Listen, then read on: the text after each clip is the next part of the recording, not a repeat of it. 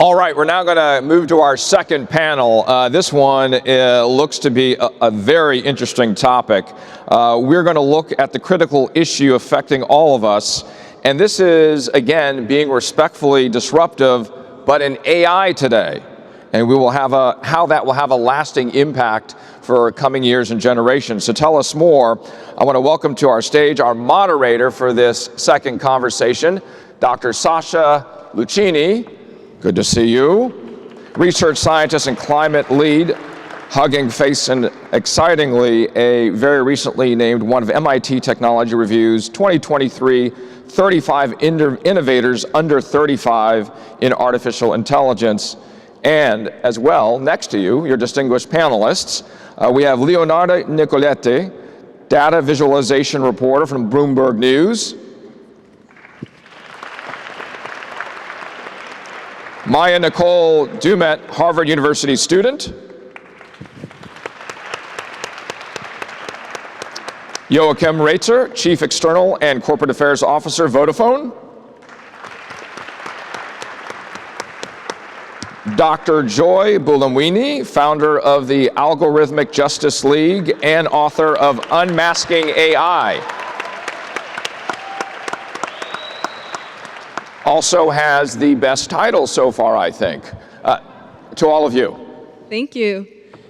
Welcome, everyone, and thank you for having us.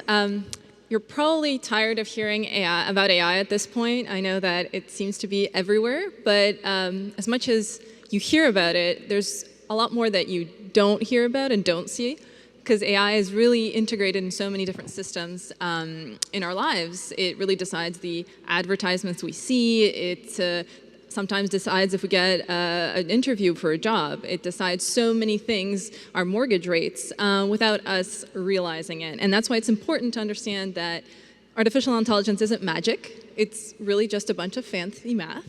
And what powers AI is really data. And who produces data? Us, as societies, as communities. And so any kind of biases, any kind of patterns that exist in this data get picked up on by and amplified, often amplified by AI. And on one hand, it's interesting because artificial intelligence is really powered by human intelligence, but the bias in AI is also powered by the bias in us as people. And this is a really important, I guess, connection to make, because AI bias doesn't come from thin air. It really comes from the patterns that we perpetuate in our societies. And so there are different dimensions of bias. We're going to talk about gender bias mostly here, but it could be everything from gender to race to even politics and gender. All of these are different biases that exist and that are perpetuated.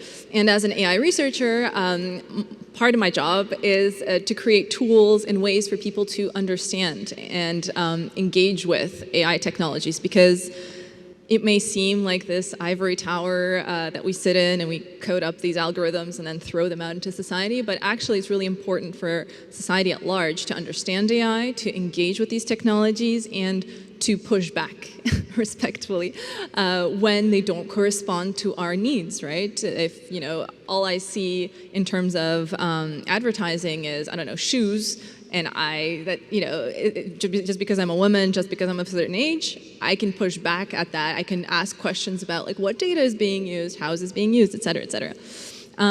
There's often also, we talk about generative AI lately, like things like ChatGPT and Midjourney, all these things you might have heard about in the news, but there's also different kinds of AI that exist that may be a bit less newsworthy at the moment, but things like when fraud gets detected on your credit card, or for example when your CV gets filtered out for a job. And these kinds of algorithms are also very important because maybe they don't give us cool images like DALL-E 2, but they do make very important decisions in our lives.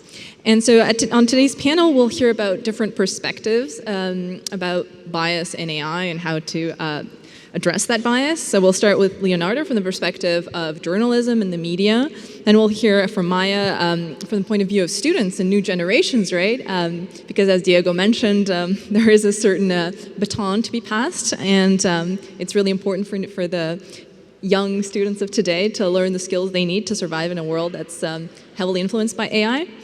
Then we'll hear from Joachim from an industry perspective, because of course there are multiple structures that exist that are influenced as well in the day-to-day by AI and new technologies. And finally, we'll hear from Dr. Joy and her tireless superhero work in fighting algorithmic discrimination and her new book. So I'm really looking forward to moderating this discussion, and at the end, I will try to sum it up in a little 30-second soundbite so that you have some maybe parting thoughts to go home with. Leonardo? So my first question is, your article on gender and racial bias in generative AI, which was amazing, really brought this issue forward, right? It made it something that people really understood and could see. What are the key findings, if you had to sum them up, that we should all be aware of? Thank you, Sasha. It's really an honor to be here today to discuss this important topic, but also really to be here with people that have contributed so much to our understanding of bias in artificial intelligence. And so for the majority of this year, my team at Bloomberg News has looked at generative artificial intelligence, this new type of AI that really has become so popular recently because it makes it really easy to create content for things like advertising. And as a leading news organization, as data journalists, we wanted to understand, how do we audit this technology? How do we evaluate it for potential risks or harms? And how do we communicate these risks to our global audience? And finally, how do we keep AI developers accountable for these risks? And we really took a similar approach to that of researchers like yourself or Dr. Joy here. We essentially designed an experiment to quantify the magnitude of gender and racial biases in generative artificial intelligence. We asked Stable Diffusion, a popular model for AI-generated images, to create thousands of images of workers in different professions. We then took all those images and we quantified gender and racial bias by using methods developed by Dr. Joy Buolamwini and Dr. Timnit Gebru in their groundbreaking work on bias in commercial facial recognition systems, gender shades. And the results of our analysis really allowed us to highlight a persistent and systematic pattern of gender and racial bias in which women and people with darker skin are systematically underrepresented in high-paying professions and overrepresented in low-paying professions or jobs. So let me just show a few examples to illustrate this pattern to the audience. When asked for, when given the keyword CEO, for example, this is what a sample of images looks like that is created by a popular generative artificial intelligence model. When given the keyword housekeeper, this is what you see. And this is what you see when given the keyword judge. And what we did is we also looked at real demographic data and thousands of images like these ones. And what we were able to show is that generative artificial intelligence doesn't just replicate stereotypes or disparities that you see in the real world. It actually exacerbates these and makes them appear much worse than what they really are. Consider the example of judges that you see here on the screen. By looking at thousands of these images, we found that women made up only 3% of all of the images generated for this keyword. But in reality, in the United States alone, more than 30% of judges are women. Across OECD countries, more than 50% of judges are women on average. And so things got even worse when we looked at the intersection of gender and racial biases in generative artificial intelligence. Because this technology tends to both amplify gender bias and racial bias at the same time, we find that generative AI tends to produce its most skewed representations of reality when it comes to women with darker skin. So let me show you another example. While there were almost no women with dark skin tones generated for high-paying jobs. When we gave the artificial intelligence model keywords like fast food worker or social worker, the model created women with dark skin more than half of the time, or almost half of the time. And so this tendency, these biases really become apparent if you take all of the images generated for one job and you combine them together into a typical face for that job, which is what you see here in this visual. And it really brings the point home, makes it apparent that artificial intelligence thinks that some jobs or positions in society are reserved to some people and not others. Now, many AI bias experts, including Dr. Joy Buolamwini and yourself, Sasha, have warned, and also who have been doing this research for much longer than I have been warning that the persistent gender and racial inequalities, biases, in artificial intelligence could lead to real societal harms. Our interviews and our reporting has emphasized this, that biased generative AI could exacerbate gender and racial inequalities by, for example, creating significant barriers for people whose identities are marginalized in the workplace or in education. That negative stereotypes can lead to all sorts of mental health issues for younger generations that are exposed to those stereotypes. The list goes on. And so it seems like we've reached a tipping point where, yes, artificial intelligence and more recently AI, generative AI, has become really accessible and really easy to use and really cheap to use. So it is an exciting time to be working with AI. But at the same time, the potential harms of AI bias have not been fully addressed by public and private institutions. And so as we go forward, as this technology becomes more mainstream, we need to come up with fair ways to use this technology and make it so that it doesn't hurt certain communities to benefit others. Thank you, Leonardo. Maya. Bravo. Sorry, I'm the timekeeper here. Maya, you're currently a student at Harvard. What are the opportunities and challenges do you personally see as a young person, as a student, and as someone who will soon enter the workforce when it comes to AI? Yeah, absolutely. So thank you so much for having me, first and foremost. But the world is quickly learning and coming to terms with how AI is changing our world as we know it, and students are in a very similar place. In the classroom, there's optimism about AI in terms of its potential for problem solving and innovation, but there's also a hesitation about academic integrity with generative AI, as you mentioned, as well as even job security as AI becomes more advanced. Really hoping I have a job. But truly, there's no one perspective among students or opinion. There's generally a lot of uncertainty about entering this workforce that is definitely surrounded by and soon to be intertwined with AI. But as highlighted by Leonardo, there is a lot of problems in AI. And it is imperfect, riddled with algorithmic biases, and I think students are very aware of that. These biases definitely transcend the technology, definitely in the workplace. In 2018, Amazon actually had to halt their use of AI-based software that was found to be favoring the resumes of men over women in their hiring processes, but it is so pervasive, this algorithmic bias, that its impact extends beyond the workplace into real life. For example, artist Stephanie Dinkins has done some incredible work highlighting that AI has great difficulty depicting the feelings of Black women. When AI is prompted to produce images of Black women smiling or crying, they often render non-human depictions.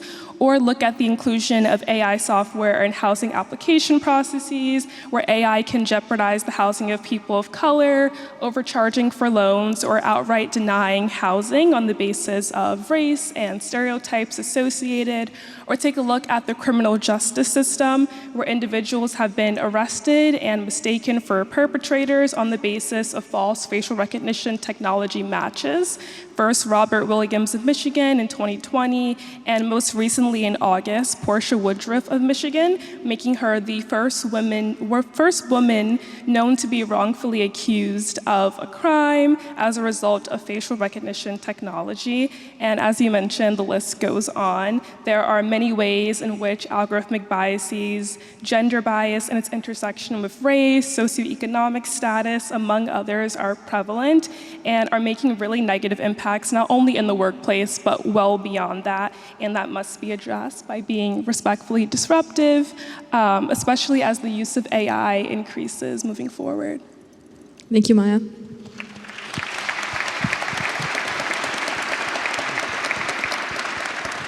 Joachim, you're next. As a HeForShe champion and part of that video we just saw, Vodafone made a commitment to build on its work to prevent domestic abuse through its workplace policy, apps against abuse, and research.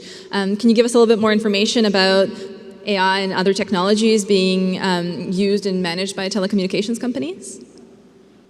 Sure, and it's a great pleasure to be here. I'll move from the sort of a high level to make it very granular, because in the end, as a company, we deploy AI in many aspects of our production of services, how we run network, how we hire people. And this has been a journey of humility. So I will share with you our internal journey. It's been a difficult one as a means of actually starting a dialogue of what companies need to do and what we're convinced that all companies will need to do. So in 2014, we launched something called Just for You, and a tribute to our MTN colleague. They're fantastic competitors, but they share many of the values. And the core problem we wanted to tackle was all the digital gaps that existed by a targeted proposition towards vulnerable groups, low-income households, and particularly to also cover the gender digital gap that is so prevalent in Africa. Now, in the process of doing that, we of course leverage technologies like machine learning. And of course, even if the whole objective of this was to bridge a number of gaps into society, as we deployed machine learning into it, we basically had to take a deep breath and ask ourselves, is it actually playing out in the way that we wanted? So we got into a very detailed discussion, and there are 3 learnings that we came through. One is you can't deploy machine learning without having a really clear ethical compass. And so we have formulated as an AI ethics principles, an AI ethic framework that we developed. Now we roll it out in all products and services, all applications of AI, but it came out of that one journey that we built in Africa, and now we employ it globally for everything we do on AI. Point number 1. Point number 2 is companies are not in isolation. When you launch products and services, you have a responsibility to understand how those products and services interact with society, including societal norms and discrimination and biases in society. So being very mindful of your products and services and whether they're actually becoming a force for good and societal progress is your responsibility as a corporate. Point number 3 is, frankly, we need guardrails. You cannot allow companies or individuals or tech companies or startups to have a free-for-all and experiment on something that has impact on society. So we talk about that as governments, frankly, engaging with private sector, engaging with civil society, and setting guardrails. And the 2 guardrails that we're asking for. Number 1 is disruption per definition is painful. So while we want disruption, we want to leverage technology for disruption, we need to understand which are the people that will be more hurt by disruption than others. So concretely, as Vodafone, we're very worried that some of the displacement of jobs that will happen with generative AI in particular will be people of color and women. And there's a responsibility for all stakeholders to come together and figure out how do you actually navigate that disruption, even if AI would have a beneficial effect on the economy generically, that's not a good enough response. The second thing is, of course, we need to accept that technology can be a force for bad. And that's something that is often not discussed, but now hopefully everyone has experienced that launching a social media platform, like launching a car without an airbag and a seatbelt, is probably not a good idea. So there is an awakening in the public community to discuss this, which we very much welcome. But we have to recognize certain technologies will amplify bias, they will actually empower criminals, and they will lead to more challenges in society. So there need to be very clear guardrails. And these are the three principles that guide approaches like Vodafone and many companies like us in how we approach AI. Thank you.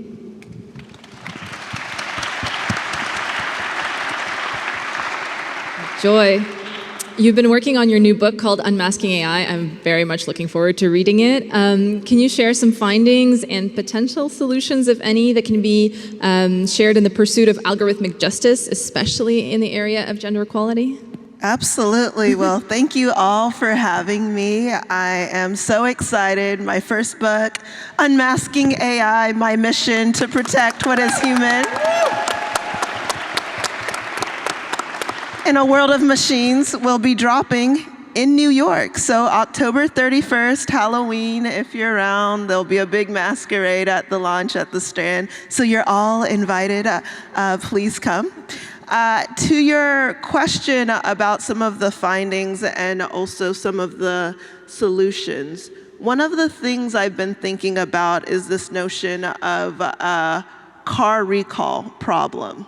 So as AI systems are being adopted and also improving, there is oftentimes the temptation to look at what has recently been announced or released without thinking about legacy systems. And Maya, you brought up earlier Portia Woodruff. She was 8 months pregnant when she was arrested for a crime she did not commit, a carjack. Who do you know carjacking car, 8 months pregnant, first of all, right? But you had this, not just biases we've talked about, right, but also this machine bias, where if a machine has put a label on you, you saw some of these labels earlier, people are more likely to believe that. I remember when I was selected for 35 Under 35 for some of the gender shades work that was mentioned, I had respectfully called out a few tech companies, including Microsoft. And Microsoft had worked on improving gender representation in some of their models. So the day I think that announcement came out, Microsoft also made an announcement that they had improved their models. So I literally took the photo from the MIT Review website and I uploaded it to Microsoft's website because they said there was a new model. And it labeled that image, I think I was 55, I'm not 55, it was much older than I am. And it also labeled me male.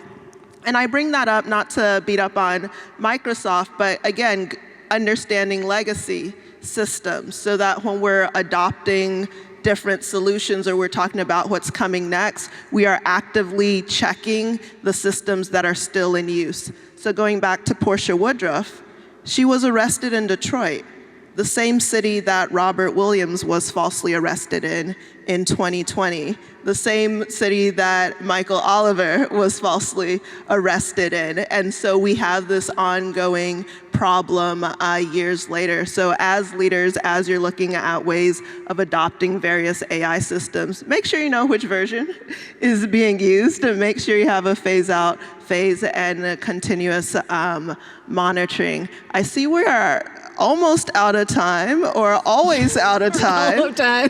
So I will say the one other thing that I was so happy to write about in the book is that change is possible.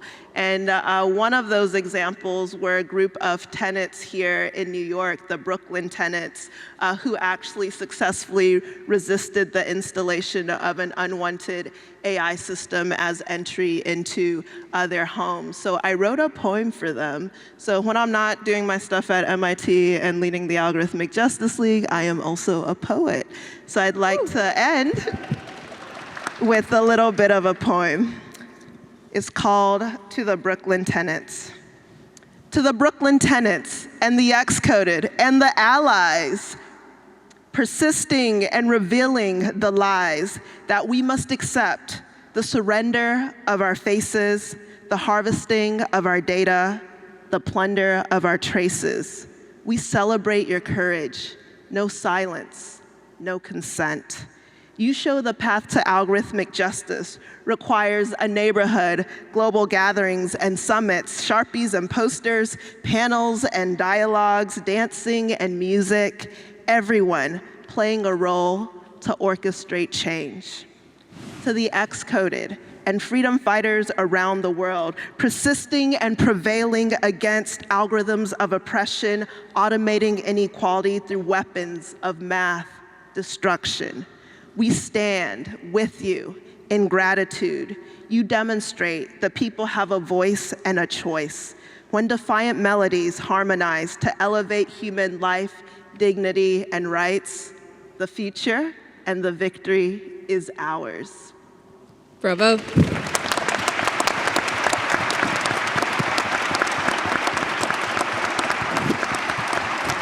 Thank you, everyone. Thank you, Joy. Thank you so much to our artificial intelligence panel. Another round of applause for them, please. And